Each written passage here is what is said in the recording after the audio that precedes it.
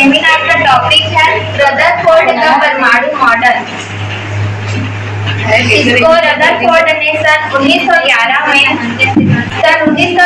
में Ernest Rutherford ने अपने सहयोगियों एच गाइगर और ई मार्टिन के सहयोग से परमाणु के अंदर क्या है ये जानने के लिए एक प्रयोग किया, जिसमें उन्होंने अल्फा कण और स्वर्ण पद्धति का उपयोग करके प्रयोग द्वारा ये समझा कि परमाणु के अंदर आखिर होता क्या है। तो इसमें एक कांच शीशे का बॉक्स ए होता है जिसमें रेडियो एक्टिव पदार्थ रखा जाता है, जिसका यहाँ पर रेडियो एक्टिव पदार्थ है जिसकी परमाणु क्रमांक 83 और परमाणु द्रव्यमान 214 है। यहाँ पर से तीव्र गति बिंदु O से रेडियो एक्टिव पदार्थ निकलता है जो D1 और D2 इसकी दो संकेत स्लिप से गुजरता है, जिससे उनकी बौछार की तीव्रता शीघ्र हो जाती है। और जब यह अल्फा कण स्वर्ण पत्रक पर पड़ती है तो थीटा कोण से या 90 अंश से अधिक कोण से विचलित हो जाती है। और यह जब थीटा कोण से विचलित होकर जब S के पर्दे पर पड़ती है जो जिंक सल्फाइड की बनी होती है, इससे एम सूक्ष्मदर्शी की सहायता से इस अल्फा कण के S पर होने वाले प्रस्फुरण यानी चमक को देखा जा सकता है, या फिर इस प्रस्फुरण को गिना भी जा सकता है कि कितने अल्फा कण चमक रहे हैं। इस प्रकार रदरफोर्ड ने एक परमाणु मॉडल तैयार किया, जिससे पता चलता है कि तत्व के अंदर एक केंद्र भाग होता है जहाँ पर उसका संपूर्ण द्रव्यमान केंद्रित होता है तथा बाहरी भाग खोखला होता है। इस प्रकार इस जो मॉडल है उसको वायु से दूर रखने के लिए निर्वात कक्ष में रखा जाता है, जिससे अल्फा कण वायु से प्रकर्षित ना की सतह से इलेक्ट्रॉन का उत्सर्जित होना इलेक्ट्रॉन उत्सर्जन कहलाता है। इसे धातु की सतह से इलेक्ट्रॉन का उत्सर्जित अर्थात निकलना बाहर जाना। किसी धातु की सतह से इलेक्ट्रॉन का बाहर निकलकर कहीं जाना इलेक्ट्रॉन उत्सर्जन कहलाता है। इसके 4 प्रकार होते हैं।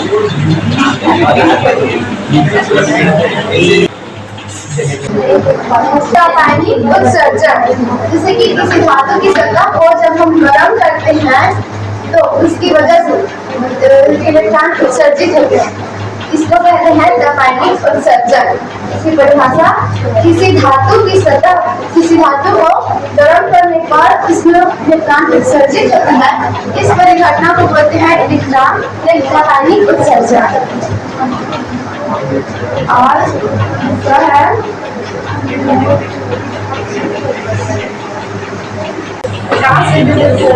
किसी उपर्युक्त आवृत्ति से विकिरण जब आपतित होती है, किसी उपर्युक्त आवृत्ति की विकिरण जब आपतित होती है धातु की सतह पर, तो उसकी वजह से इलेक्ट्रॉन उत्सर्जित होती है, इसको बोलते हैं प्रकाश विद्युत उत्सर्जन।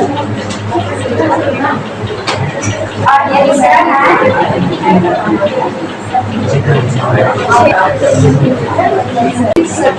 इसकी वजह से जो इलेक्ट्रॉन उत्सर्जित होते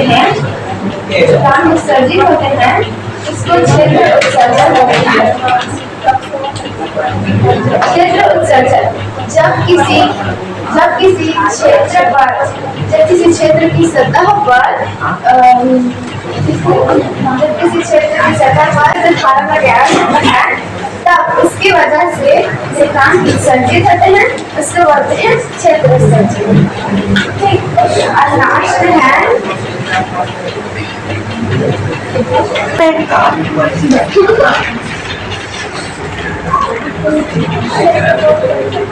ये देखो एक जने और इधर बैठी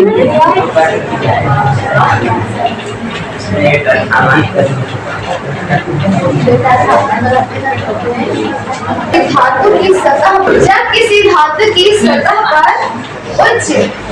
उच्च ऊर्जा वाले इलेक्ट्रॉन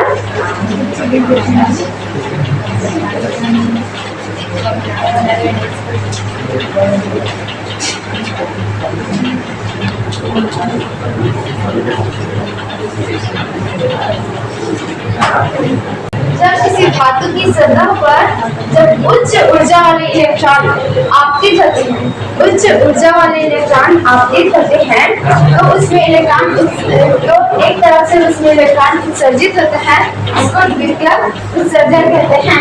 मतलब एक तरह से इलेक्ट्रॉन का आपतित होना और दूसरी तरफ से इलेक्ट्रॉन का उत्सर्जन होना तो द्वितीय उत्सर्जन कहलाता है।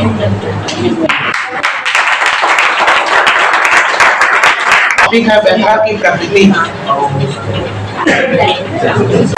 रदरफोर्ड ने अध्ययन किया था जिसमें विद्युत क्षेत्र और चुंबकीय क्षेत्र लगाने पर 3 भागों में विभाजित होती है और इसमें वन बॉक्स में रेडियो एक्टिव का पदार्थ भरा होता है और इसमें एक छिद्र पाया जाता है। उस छिद्र से किरणें निकलती है। पहला किरण है अल्फा कण जो प्लेट पर होते हैं, अल्फा कण कहलाते हैं, और जो धन प्लेट पर होते हैं, धन प्लेट पर आकर्षित होकर मुड़ जाती है, उसे बीटा कण कहते हैं। और तीसरा है गामा किरणें जो बिना विचलित होकर सीधे किरणें निकल जाती है, उसे गामा किरणें कहते हैं। हो गया। पदार्थों के चुंबकीय गुण 3 प्रकार के होते हैं। पहला है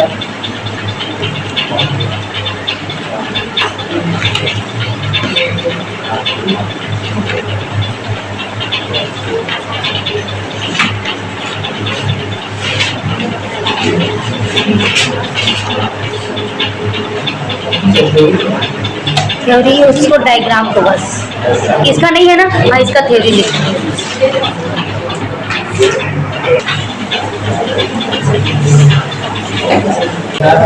चुंबकीय पदार्थ और उस पदार्थ को कहते हैं जिसको किसी भी क्षेत्र पर रखे जाने पर चुंबकीय होता है।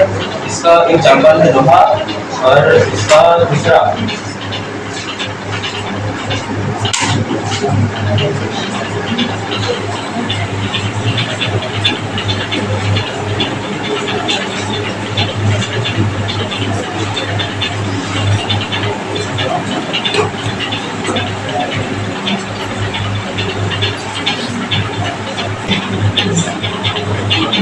उसका प्रतिचुंबकीय पदार्थ उस पदार्थ को कहते हैं जिसके बाह्य क्षेत्र पर रखने पर क्षेत्र विपरीत दिशा में थोड़ा ही चुंबकत्व होता है, चुंबकित होता है, और चुंबक दूर में है तो इसकी सर्वाधिक शक्ति बीच में होगी, और चुंबक पास में रहेगा तो इसकी सर्वाधिक शक्ति ध्रुव पर होगी। और तीसरा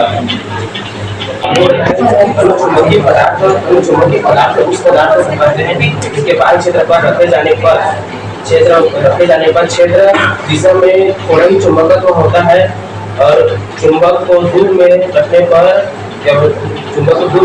पर सर्वाधिक शक्ति ध्रुव पर होगी, और चुंबक को पास रखने पर सर्वाधिक शक्ति बीच में होगी। इसका एग्जाम्पल है एल्यूमिनियम। आज हम पढ़ेंगे हर्ट्ज का प्रयोग।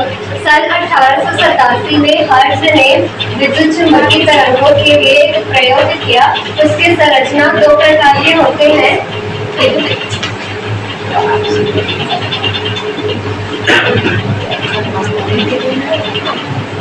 दो प्रकार के नहीं,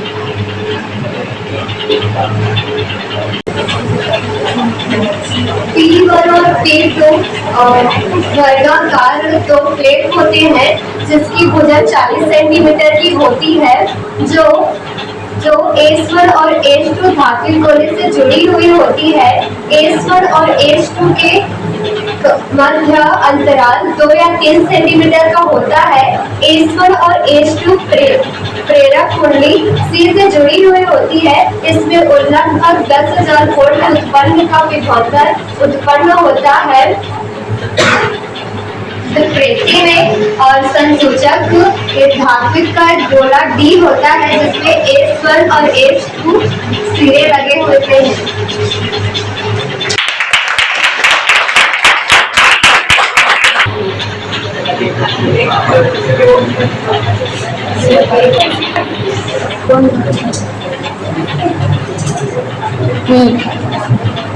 नाश्ता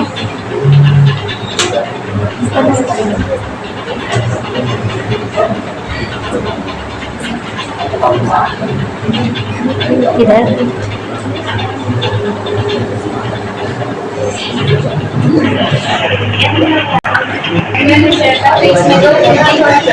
प्राथमिक कुंडली में एक कुंजी और भी बैटरी और आदि उदाहरण है जिसमें धारा के मान को कम या ज्यादा किया जा सकता है। और द्वितीय कुंडली जिसमें धारा मापी लगा हुआ होता है। जब प्राथमिक कुंडली में धारा के मान में परिवर्तन किया जाता है तो आसपास की दूसरी कुंडली को चुंबकीय फ्लक्स में परिवर्तन होता है तथा प्रेरित विद्युत वाहक बल उत्पन्न होती है। इस परिघटना को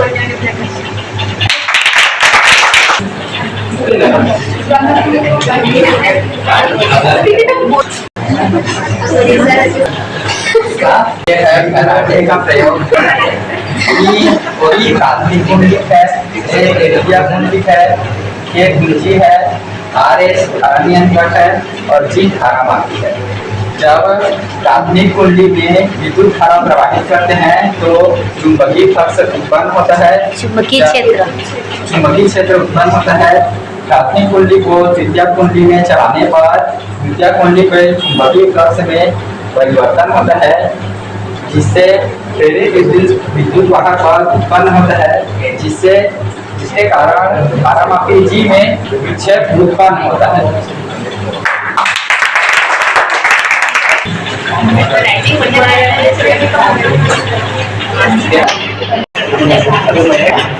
जब लगभग दो समान तथा समान सामने दो प्रकाश तरंगे एक ही दिशा में गमन करती है तब उनके अध्यावरण के कारण उनके आयाम में परिवर्तन होता है और आयाम में परिवर्तन होने से इसके प्रकाश की तीव्रता में भी परिवर्तन होता है। इस प्रकाश के इस परिघटना को प्रकाश का व्यतिकरण कहते हैं। यह दो प्रकार का होता है। पहला समकोषी व्यतिकरण, दूसरा राशि व्यतिकरण। तो समकोषी व्यतिकरण जब दो प्रकाश तरंगे जब दो प्रकाश तरंगों के व्यतिकरण के कारण उनके प्रकाश की तीव्रता अधिकतम हो जाती है। यह स्थिति जो प्रकाश की तीव्रता अधिकतम होती है, यह स्थिति तब उत्पन्न होती है जब तो जो प्रकाश तरंग है वो समान कला में मिलते हैं और समान कला में मिलते हैं तथा दोनों प्रकाश तरंगों का जो गर्त स्ट्रिंग होता है एवं गर्त होता है वह एक साथ पड़ते हैं। सिंह पर गर्त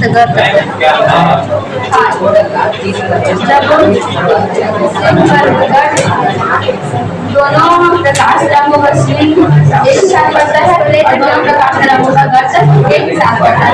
जब प्रकाश की जो तीव्रता बहुत अधिकतम होती है वह समकोषी व्यतिकरण में होता है और विनाशी व्यतिकरण जब दो प्रकाश तरंगों के व्यतिकरण के कारण जो प्रकाश की तीव्रता है वह न्यूनतम होती है। ठीक है, तो यह स्थिति तब उत्पन्न होती है जब दो प्रकाश तरंगे का विपरीत कला में होते हैं। ये एक ऊपर की ओर है, एक नीचे की ओर है, दोनों विपरीत कला में होते हैं। तब जो प्रथम तरंग है उसका स्ट्रिंग द्वितीय तरंग के गर्त पर पड़ता है तथा द्वितीय तरंग का गर्त प्रथम तरंग के स्ट्रिंग पर पड़ता है। इस प्रकार विनाशी व्यतिकरण परिघटना होती है।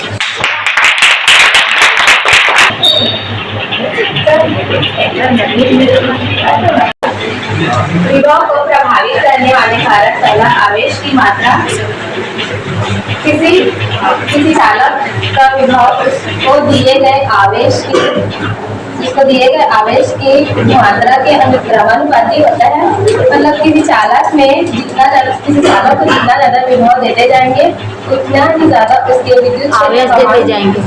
आवेश देते जाएंगे उतना ही उसके विद्युत क्षेत्र का मान बढ़ता जाएगा, जिसके कारण एकांक धन आवेश को विद्युत क्षेत्र के किसी बिंदु तक लाने में अधिक कार्य करना पड़ेगा, जिसके कारण विभव का मान अधिक हो जाएगा। चालक का आकार या चालक का आकार या क्षेत्रफल किसी चालक का आकार अधिक किसी चालक का विभव इसके आकार या क्षेत्रफल के व्युत्क्रमानुपाती होता है। किसी चालक का क्षेत्रफल अधिक होने पर उसके प्रति एकांक क्षेत्रफल पर आवेश की मात्रा कम हो जाती है, जिसके कारण विभव का मान कम हो जाता है। तीसरा, चालक के समीप अन्य चालक की उपस्थिति।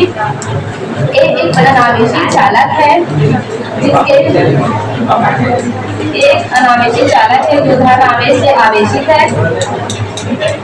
आवेशित चालक के समीप अनावेशित चालक को लाएंगे, जिसके पास वाले सिरे पर ऋण आवेश तथा दूर वाले सिरे पर धन आवेश प्रेरित हो जाएगा, जिसमें बी का ऋण आवेश वाला सिरा धन आवेश वाले सिरे की अपेक्षा अधिक पास में होगा, जिसके कारण विद्युत क्षेत्र का मान कम हो जाएगा, तो विभव का मान कम हो जाएगा। चालक की परिधा अन्य माध्यम की उपस्थिति।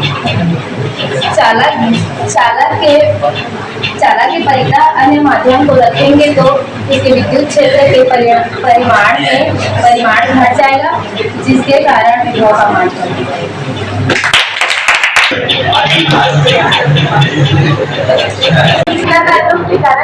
क्षेत्र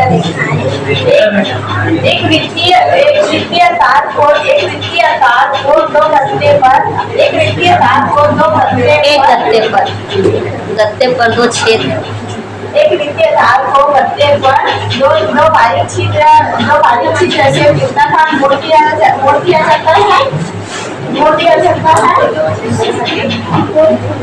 अच्छा बोलो ना। मोड़ दिया जाता है। लूप सीधा पकड़ो मारकर। बैटरी कुंजी तथा धारा नियंत्रक से जोड़ दिया जाता है, जिसमें विद्युत धारा प्रवाहित करने पर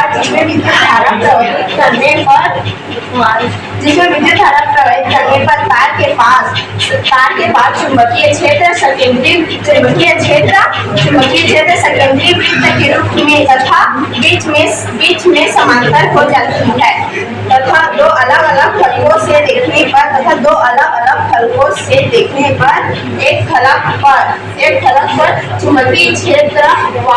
चुंबकीय क्षेत्र की दिशा वामावर्त तथा दूसरे फलक से देखने पर चुंबकीय क्षेत्र की दिशा दक्षिणावर्त हो जाती है। वामावर्त की दिशा उत्तरी ध्रुव तथा दक्षिणावर्त की दिशा दक्षिणी ध्रुव होती है। इस प्रकार धारावाही वितरण लूप के कारण चुंबकीय क्षेत्र रेखाएं उत्पन्न होती है। प्रत्यावर्ती और डिस्क धारा में एक ही अंतर पाई जाती है कि प्रत्यावर्ती धारा में विभक्त वलय के स्थान पर सर्वी वलय होता है, तो इसका जो डिस्क धारा का जो तीसरा भाग है वो विभक्त वलय है और चौथा भाग इसका पुरुष है। तो जो क्षेत्र चुंबक होती है वह जो छोटे डायनामो में यह स्थिर नार चुंबक होती है और बड़े डायनामो में यह शक्तिशाली विद्युत चुंबक होती है। और इसका जो आर्मेचर होता है वो आयताकार कुंडली ABCD का होता है और ABCD का होता है, जो मुलायम लोहे में विद्युत रोधी तांबे के तार से लपेट कर बनाया जाता है। और जो विभक्त वलय होती है वो विभक्त वलय S1 और S2 होती है, जिसको आर्मेचर के एक सिरे से जोड़ दिया जाता है और वह उसके स्थान पर घूमते रहती है। और जो ध्रुव जो होती है वो कार्बन की एक बनी पत्ती होती है जो B1 और B2 में धारा प्रवाहित करती है और यह अपने स्थान पर स्थित रहती है। तो इसका जो कार्यविधि है यह है कि जो दिष्ट धारा है वह विद्युत चुंबकीय क्षेत्र के सिद्धांत पर कार्य करती है और जो ए बी जो ऊपर की ओर रहती है और सी डी जो नीचे की ओर रहती है। तो फ्लेमिंग के बाएं हाथ के नियम से तो फ्लेमिंग के दाएं हाथ के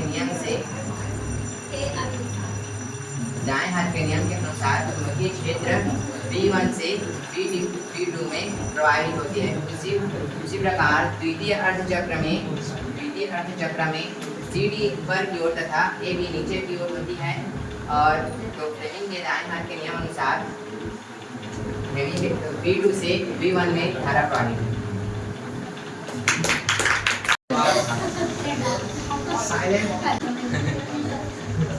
इसमें वाटर की बड़ी एक नली होती है तथा इसमें जैसे कि दो क्षार लगी होती है, एक सी और एक नोट तथा नोट सी तथा ए के मध्य बैटरी तथा जी धारावाहक भी लगा हुआ होता है। जब प्रकाश की किरण कैथोड पर आती होती है तब एनोड की ओर गमन करती है जिससे परिपथ पूर्ण हो जाता है। इसे हम जिससे गुजरने वाली लंबवत गुजरने वाली कुल वर्ग रेखाओं की संख्या को विद्युत तक से कहते हैं। इसे हम एक उदाहरण के माध्यम से समझ सकते हैं। ये कोई पृष्ठ है, ये एक विद्युत क्षेत्र और जिसपे एक पृष्ठ रखा हुआ है। तो जिस प्रकार से विद्युत फ्लक्स को हम चित्र में देखते हैं उसी तरीके से हम यहाँ पर यह एक पृष्ठ और यह एक विद्युत क्षेत्र है। तो विद्युत क्षेत्र में जिस प्रकार से एक पृष्ठ को रखा गया है उससे यह लंबवत रखा गया है। इसके कारण से चुंबकीय बल रेखाएं जो है वह कुछ इस तरीके से अंदर से इस साइड आते हुए प्रवाहित होगी। जिस प्रकार से फ्लक्स का मान फ्लक्स एक ऐसा शब्द है जो इस शब्द को दर्शाता है कि बहाव को वह दर्शाता है। तो उसी प्रकार से किसी विद्युत क्षेत्र में एक पृष्ठ को रखने पर उससे गुजरने वाली कुल बल रेखाओं की संख्या को विद्युत फ्लक्स कहते हैं। जिस प्रकार से यहाँ से कोई बल जिस प्रकार से किसी विद्युत क्षेत्र में एक पृष्ठ को रखा जाता है तब बल रेखाएं जो है वो इस तरीके से प्रवाहित होगी जिसे हम लोग विद्युत फ्लक्स कहेंगे। यहाँ पे एक पृष्ठ डेल एस है और वह विद्युत क्षेत्र ई में रखा हुआ है। इससे वह लंबवत गुजर रही है। तो यहाँ पे ये सब उल्टा होता है, मतलब विद्युत क्षेत्र अगर लंबवत है तो विद्युत फ्लक्स समांतर होगा और विद्युत क्षेत्र अगर समांतर है तो विद्युत फ्लक्स लंबवत होगा। एडी अल्पांश है जिसकी लंबाई ds है। अल्पांश से आगे पर केबल p है जिसका चुंबकीय कार्य करता है। हो गया। यह होता है कि किसी बल पास या लूप है उसमें गुजरने वाली समस्त विद्युत वाहक बल का ये